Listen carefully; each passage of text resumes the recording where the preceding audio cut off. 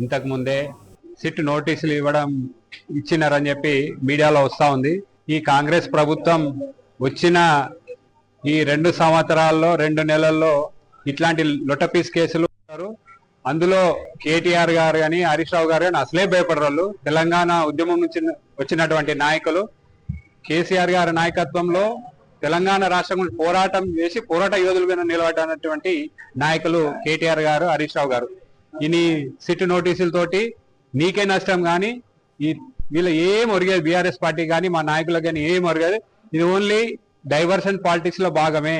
ఇవాళ కేటీఆర్ గారు, హరీష్ రావు గారు ఈ ప్రభుత్వాన్ని ప్రశ్నిస్తా ఉన్నారు. బొగ్గు స్కామ్ ఏదైతుందో బొగ్గు బ్లాకులు 7 బ్లాకులలో 1 బ్లాకే క్యాన్సిల్ చేసిన టెండర్లు, ఇంకా 6 బ్లాకుల సంగతి ఏంది అని చెప్పి కేటీఆర్ గారు, హరీష్ రావు గారు ప్రశ్నిస్తా ఉంటే ఇలా సిట్టుతోటి డ్రామాలు ఆడుతున్నావు.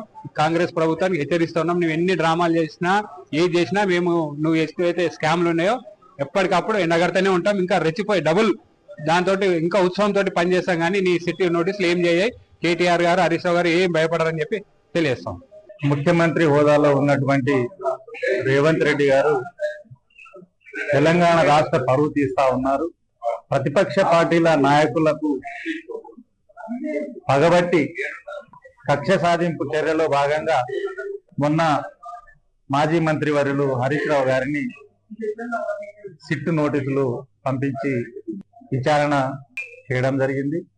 అదేవిధంగా ఈరోజు మాజీ మంత్రి వర్యులు రాష్ట్ర బీఆర్ఎస్ పార్టీ వర్కింగ్ ప్రెసిడెంట్ గౌరవనీయులు కేటీఆర్ గారిని కూడా నోటీసులు ఇవ్వడం జరిగింది. రేపు విచారణకు రావాలని. ఇది అత్యంత దురదృష్టకరం. ఏ రాష్ట్ర ముఖ్యమంత్రి అయినా అధికారం చేపట్టిన తర్వాత ఎన్నికల్లో ఇచ్చినటువంటి హామీలు నిలబెట్టుకోవడం మీద దృష్టి పెట్టాలి. కానీ ఇదేదో విచిత్రంగా రేవంత్ రెడ్డి ప్రతిపక్ష పార్టీ నాయకులకు కక్ష సాధింపు చర్యలు చేస్తా ఉన్నారు. ఇది ఎంత మాత్రం సమంజసం కాదు. రేవంత్ రెడ్డి గారిని నేను హెచ్చరిస్తా ఉన్నాను. ఈ ప్రజాస్వామ్య వ్యవస్థలో ఏ పార్టీ కూడా ఎల్లప్పుడూ అధికారంలో ఉండే ఆస్కారం లేదు. ఈ రోజు మీరు అధికారంలో ఉండి ఏ కక్ష సాధింపు చర్యలైతే చేస్తా ఉన్నారో రేపు మేము కూడా అధికారంలో వచ్చి అదే పని చేయాలనా? మీ ఉద్దేశం అదేనా?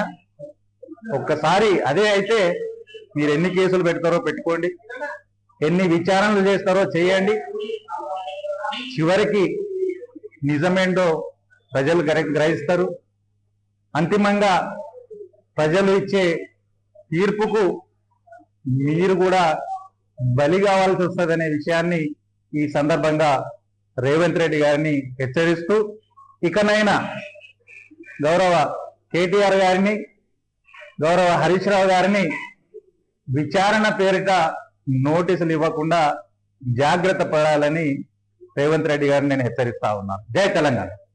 సో తెలంగాణ ముఖ్యమంత్రి ఎలా చేస్తున్నాడు తెలంగాణ రాష్ట్రాన్ని అంటే, ఆయన ఇచ్చిన హామీలు మర్చిపోయి 6 గ్యారెంటీలు మర్చిపోయి ప్రజలను అయోమయం చేయడానికే డైవర్షన్ పాలిటిక్స్ చేసుకుంటూ నిన్న కాదా మొన్న గౌరవ పెద్దలు హరీష్ అన్న మీద ఏదో కేసు అని చెప్పి విచారణకు అని చెప్పి 7 గంటల సమయాన్ని వృధా చేసుకుంటూ దాంట్లో ఏం పసలేదు ఎప్పుడో అయిపోయిన ఫోన్ ట్యాపింగ్ కేసును పట్టుకొని రేపు గౌరవ పెద్దలు కేటీఆర్ గారి మీద ఒక కేసు పెట్టి మీరు 11 గంటలకు జూబ్లీ హిల్స్ పిఎస్కు రావాలి అని చెప్పేసి చెప్పడం, వాళ్ళ బామర్ది కోసం ఏదైతే కుంభకోణం చేశారో, ఏదైతే టెండర్ వేశారో బొగ్గు